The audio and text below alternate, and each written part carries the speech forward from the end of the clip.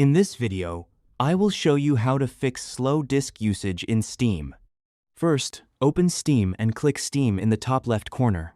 Select Settings, then click Downloads from the left sidebar. Scroll down and click Clear Download Cache, then confirm the action. Steam will restart automatically. Once Steam opens again, return to Settings and select Downloads.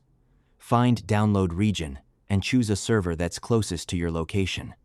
Also, make sure Limit Download Speed is turned off. Restart Steam and try downloading your game again. If the problem continues, click Steam in the top left corner and select Check for Steam Client Updates.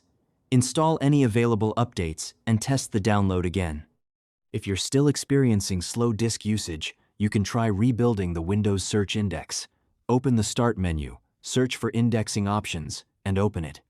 Click Advanced, then select Rebuild under the Troubleshooting section and confirm the action. After the indexing process is complete, try downloading your game through Steam again and check if the disk usage and download speed have improved. And that's how you can fix slow disk usage in Steam.